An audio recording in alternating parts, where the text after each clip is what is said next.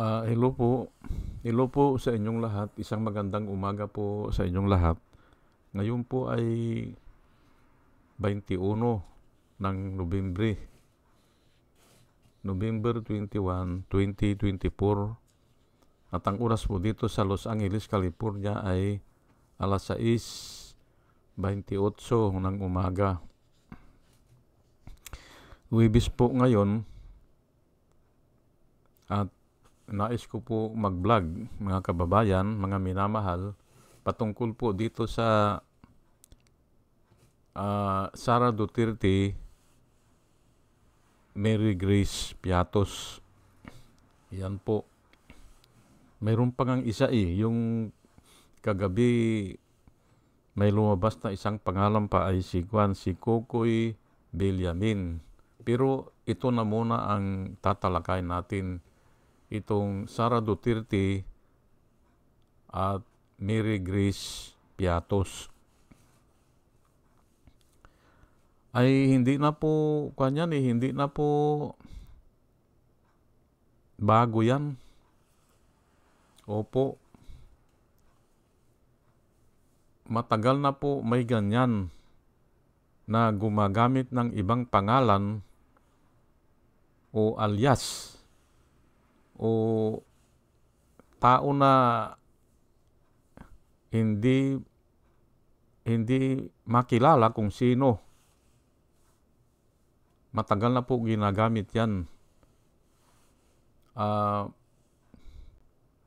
Ito nga dati mayroon na tayong Jose Pidal.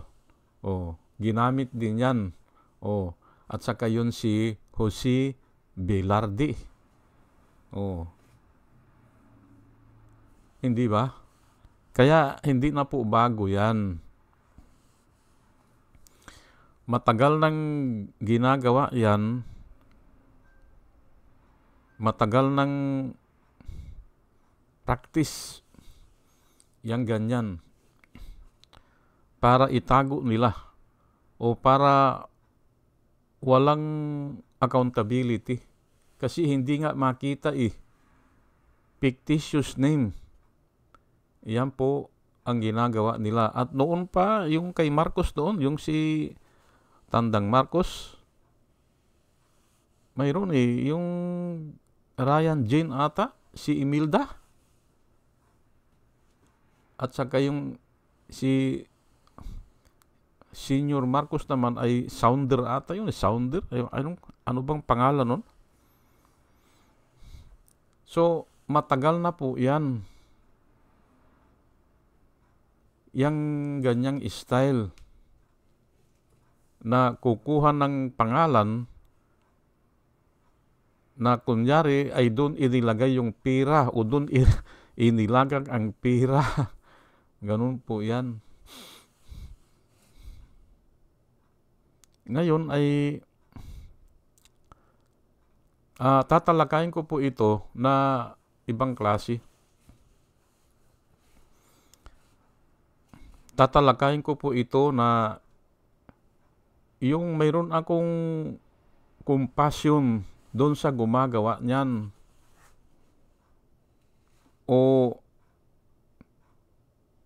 dahil sa alam natin bakit nila ginagawa yan? Sapagkat sila ay alipin ng kasamaan. Ayan po ang totoo dyan. O sila ay nanglinlang ng kasalanan. Yan po Ngayon ay ang tanong ko po sa inyo, si Jesus Christ ba pumunta rito para ayusin ang gobyerno o ang pamahalaan? Hindi po Siya ay pumunta rito para ayusin po yung puso ng tao. Yun po ang solusyon dyan. Individually, ayusin yung puso ng tao o magbago yung paniniwala. Kasi sa paniniwala po yan Ang paniniwala po kasi nung nalilinlang ng dyablo ay mag-ipon ka ng kayamanan para maging makapangyarihan ka. Yan po ang inilalagay doon sa kaisipan ng tao o sa puso ng tao. Opo. Of course, sa kaisipan muna. Pag na-cherish na yan, ay naandun na sa puso yan. Yung ganyang paniniwala. Kaya nga walang hinto yan eh. Ayan nga, may pangalan na naman na lumalabas. Hindi pa na-identify sino ito si Mary Grace Piatos. Ay mayroon na namang isa, yung si Kukoy Villamin. Hindi ba? Kaya wala pong hinto yan. At hindi po mawawala yan. Hindi po mawawala yan dahil nangako lang yung isang politiko na tatanggalin niya yan, yung mga korupsyon na yan. Hindi po. Ako alam ko yan, hindi mawawala yan. Kasi nga, ang dapat ayusin sa tao ay yung puso, yung laman ng kanyang puso. Ganun po yan. Pero bago ako magtuloy-tuloy ay hayaan nyo muna na batiin ko muna itong batch number 1 na subscriber natin. Ipagpaumanhin nyo po, medyo may sakit ako ngayon eh. Aywan ko, baka sa lamig lang. Parang iba ang pakiramdam ko. Opo, tinignan ko yung blood pressure ko kanina nagbabago-bago eh. Opo, ay medyo hindi maganda ang pakiramdam ko ngayon. Pero sisikapin ko na matapos po ito para mayroon akong ma-share sa inyo. Ito po sila, itong batch number 1 po ito, si Rosana Narumi ng Japan, Al Ulalia ng Bacolor, Pampanga, Libra Girl, Alex Sarmiento, Dolor Garcia ng Milano, Italy, Dana Antibi ng Marine, Will Utaib ng Laguna, Nilson Balyaran, Julia Magbanua ng Singapore. Salamat po sa inyong lahat. Andre Deliver, Arnold Pernan ng Cebu, Larry Narvaez, Josia Lan, Elenita Sklapler ng Germany, Bin Puno, Leti Peralta ng Mamburao Occidental, Mindoro, Maribel Baligat Colio, Querticio, Jonah M., Rinaldo Abintino, Mel Herrera ng Ibaston, Illinois, Ernesto Aburque, Pleasure Eduarte, Yasmin San Juan, Roman Di Paz, Mary Grace Santos, Pacmando, John Cabrera, Luwin Sigako. Salamat po sa inyong lahat. Ike Maglasang, Linda Trasmonte, Linda Walton, Sasha Andigwid, Lini Bungat Agripino C., Eduardo Gonzales ng Singapore, Bumble D., Di Juana Duco, Ernesto Honrado, Josephine Lucas, Bert Abogado, Dimitrio Pascual, Soledad Di Maculangan, Brenda Martin, C.G. Turio, Melchor Tolentino, Brother Pacamara, Manuel Lim, Danilo Magno, Lawrence Alindayo, Edilberto Infante, Bus Reyes, Paul Vincent Lim, Sonny Gaya, Rupino Baldos, B.T. Velasco, William Ilay, John Dicinco, Victorino Ripran, Norman Nabatar, Bonifacio Avila, Danilo Magno, Carl Alman, Salvi Ibanez, Domus Ticton, Tibtib Mercado, Bernadette Francisco, User P.O., Cyril Andres, Hermihenil Dugardi, Ruben Dilpin, Mama Gina, Lanzo Mintak, Leonardo Asibis at saka si Jose Tosi. Salamat po sa inyong lahat. At ito naman po ang mga vloggers na nire-recommenda ko po sa inyo na ating panuorin at suportahan. Ito po sila,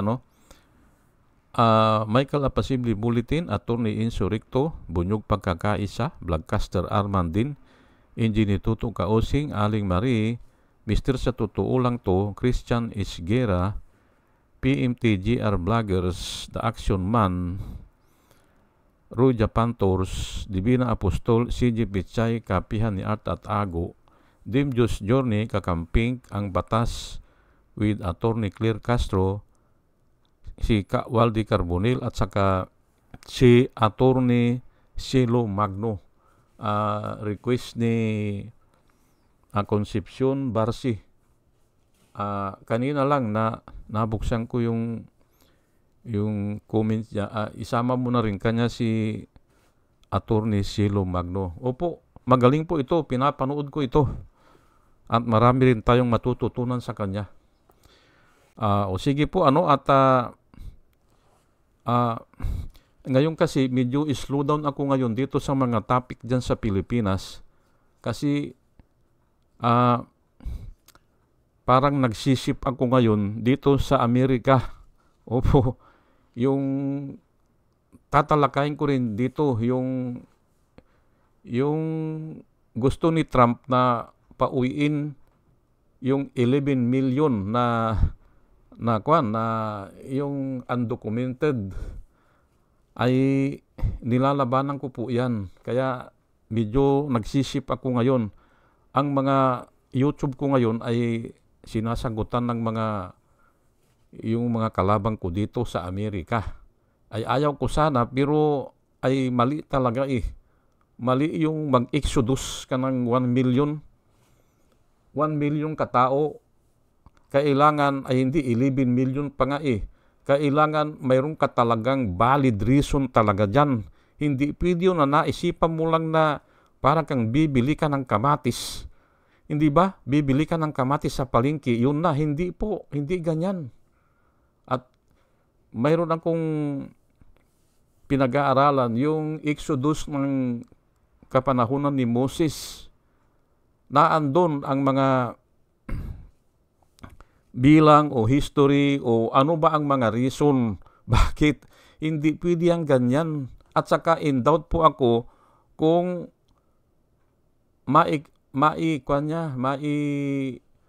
maipabalik niya yung 1 million sa isang taon na kamo. Mahirap yan. Mayroon nga akong isang nabasa na sa isa lang $15,000 ang magagastos sa isang tao na i-exodus sa kanyang bansa. 15,000 ang magagastos, ay i-multiply mo yan sa 1 million. Adi grabe yan, ay kung 11 million pa ang ipapa-exodus niya. Wala at imposible. Imposible po yan. Napaka-imposible. At yan ang tatalakayin ko siguro sa susunod. Kasi marami po ang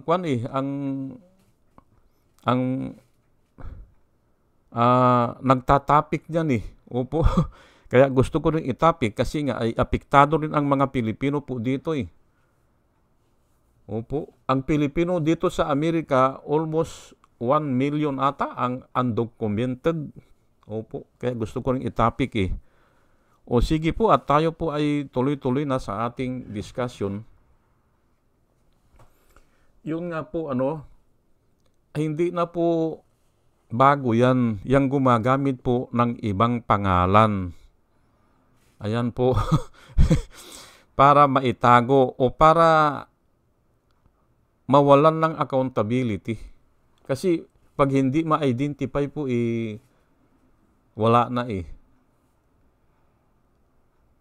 Yung iba nga ay inilalagay yung pangalan ng kalaban nila Opo. At babaguhin lang ang isang spelling. Yung wrong spelling. Ganun po ang ginagawa nila. Opo. Kunyari siya ay nag-receive o katulad dito sa amin, mayroon tatakbo po na mayor. May tatakbo na mayor. Ngayon ay para hindi siya makatakbo, ay kunyari, umutang siya doon sa rural bank. Ganun po rural bank na iba naman ang pangalan niya, pero hawig ng pangalan. Halimbawa, Antonio ang pangalan niya ay gagawing Antonino. Ganun, pero parehas ang apelyido. O ganun. Ganun po ang ginagawa O sige po at tayo ay ibibigay ko na po yung mga Bible verse. Ulitin ko lang ang problema po kasi ng tao ay yung puso. Naandun na kasi sa puso ang pagnanakaw. Opo, ang pangangalo niya, ang pagpatay. Matthew 15:19, "For out of the heart of man comes evil thoughts, murders, adulteries, fornication, thefts, false witness, blasphemies." Ayan po. So, doon daw sa puso ng tao, at si Jesus Christ po ang nagsalita nito. Kaya si Jesus Christ naman, hindi naman nagsinungaling Ang akala lang kasi ng tao, siya ang magaling Opo, yan po ang problema sa tao. Ang akala niya, magagawa niya yan. Na katulad ng ginagawa ni Duterte noon na 6 months lang, tatanggalin daw niya ang droga. Pero hypocrisy pala yun marami ang naloko.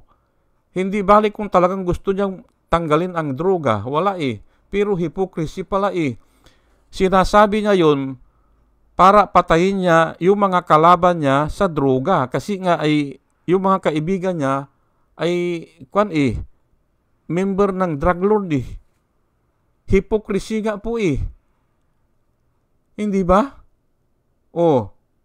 For out of the heart of man, sabi po ni Jesus Christ, comes evil thoughts. Hindi ba? Doon lang gagaling po Hindi naman tayo tinuturuan Hereditary na po yan. Hindi po tayo tinuturuan na magsinungaling. Hindi tayo tinuturuan na magnakaw. Naandun na po yan.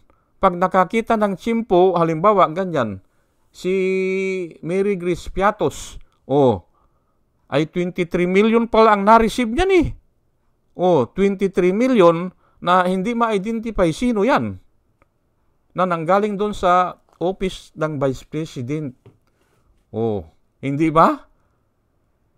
Ganon po yan. Ngayon, kaya nga po ang Diyos nais ayusin o baguhin ang ating mga puso. Yan lang po ang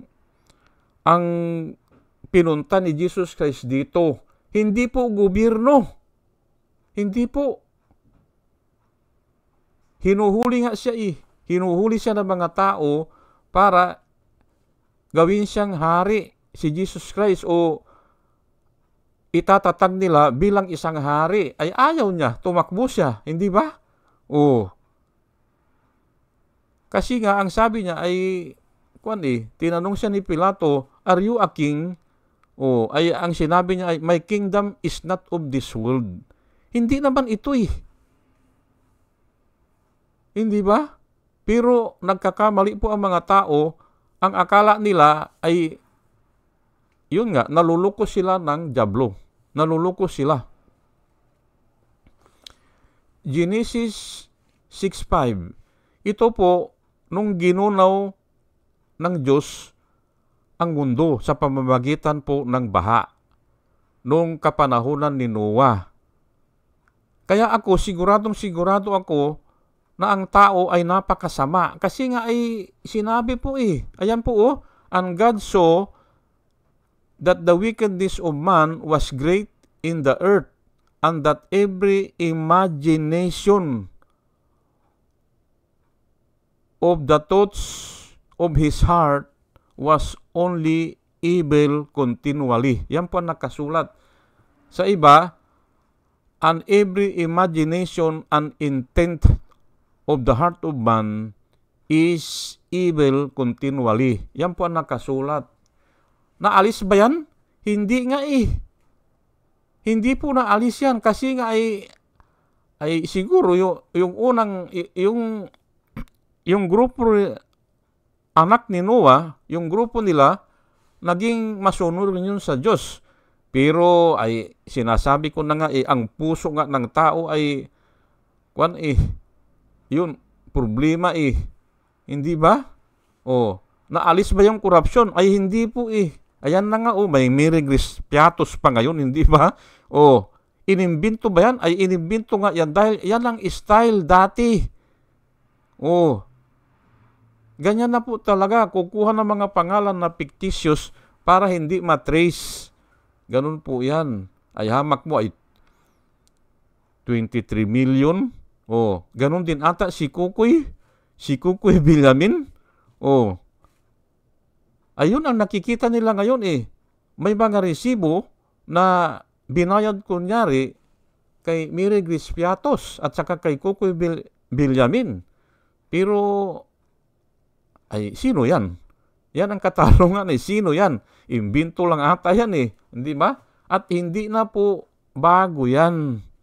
Hindi na. Kaya nga ako ay iba po ang talakay ko dito. Ang tinatalakay ko, paano masugpo yung ganyan. Kailangan ay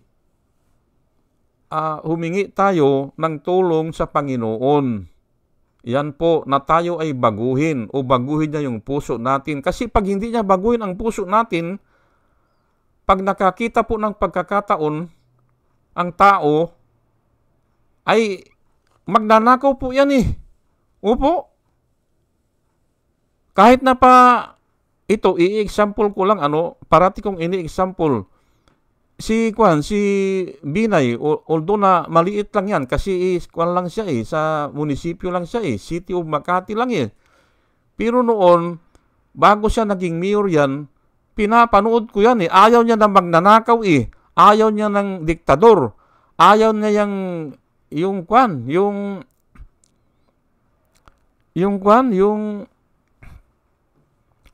ipinapasa ang posisyon sa kamag-anak. Ano ba yun? Yung pagkatapos niya ay yung asawa niya, pagkatapos ng asawa niya ay balik siya, tapos pagkatapos niya yung anak naman niya si Junjun, hindi ba? Dati ayaw niya yan pero ayun na nga, nasa puso po ng tao yan Ano bang tawag doon?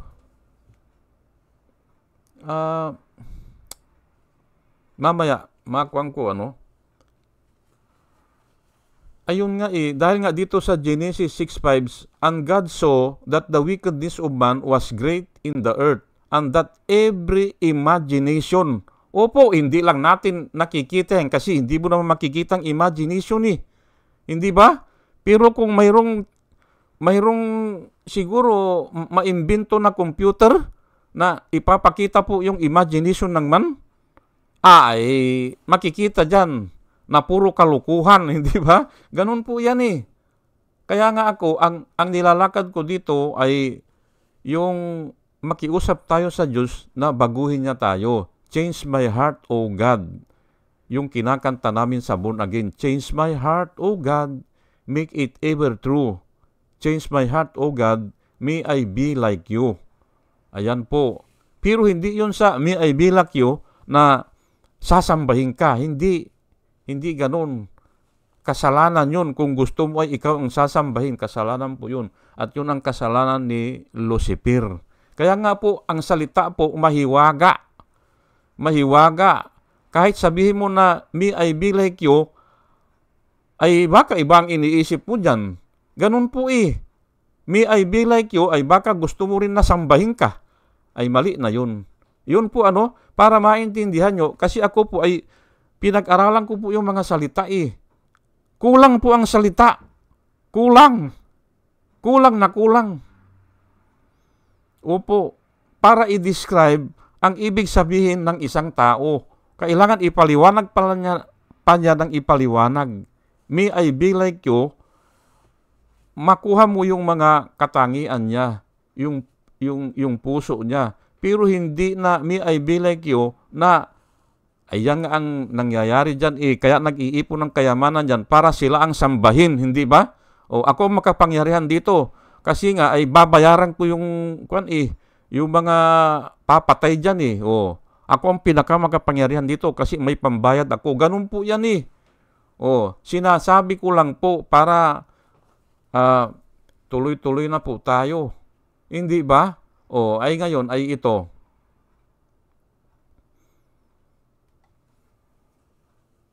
Kaya nga po, ako ay hindi naniniwala na maaayos ang problema sa droga at korupsyon within 6 months. Kasi alam ko na ang problema ay nasa puso ng tao. Ayusin niya muna ang puso niya. Ay ito nga anak ni Duterte ito. Ano ang nasa laman ng puso niya? Ayan, si Mary Grace Piatos, hindi ba? Na nakakuha daw ng 23 million. Yun muna ang ayusin. Hindi ba? Ay hindi maaayos naman yan. Kasi nga, ang Biblia po, tinuturo na ang tao talaga ay naligaw. Ang tao talaga ay hindi makabalik sa Panginoon. Maliban na siya ay bigyan ng pabor ng Panginoon.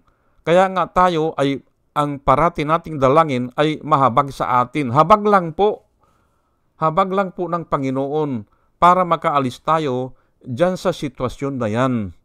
Opo. Ulitin ko ang tinatalakay ko dito ay yung puso ng tao. May problema. Kaya kung may isang tao na lalapit sa inyo na ako aayusin ko yan, huwag po kayong maniwala dyan. Revelation 22 verse 11. He who is unjust, let him be unjust still. Ayan po Hindi ba? Yun daw, ano bang unjust? Yung, niluluko ang ang legal system. Opo, niluluko. He who is unjust, let him be unjust still. He who is filthy, ay yung makasalanan ito Let him be filthy still. He who is righteous, let him be righteous still. He who is holy, let him be holy still. Ayan po ang nakasulat sa Revelation. Pangwakas na po yan. Yang Revelation na yan. Ano po ang nakasulat? Yung masasama ay lalong magpapakasama.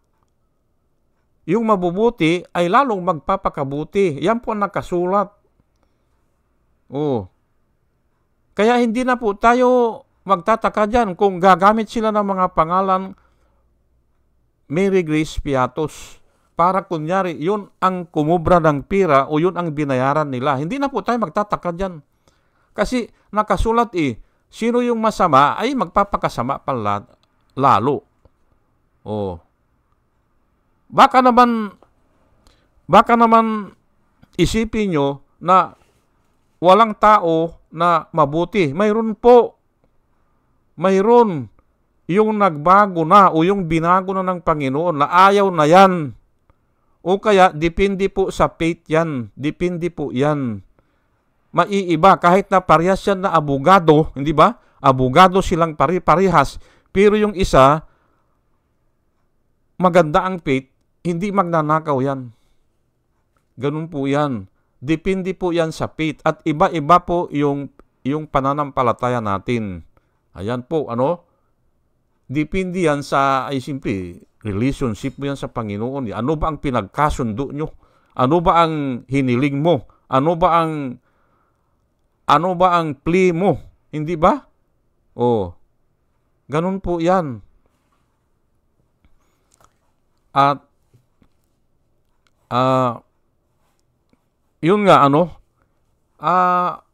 para maintindihan nyo na ang tao hindi naman agad-agad na na babaguhin niya ang sarili niya. Hindi. Hindi niya magagawa yan kung hindi siya paboran ng Diyos. Opo. Yan po ang sinasabi ko dito kasi experience ko yan at nakikita ko po yan sa maraming tao. Opo. Ganun po yan. O sige po at hanggang dito na lang po At sana sa ating pong pakikinig ay nakakuha tayo ng wisdom na nanggagaling po sa Panginoon. At dalayan ko po na gabayan niya tayo at muli mga kababayan, mga minamahal, isang magandang umaga po sa inyong lahat at salamat po sa inyong pakikinig. Salamat po ng marami. Salamat po.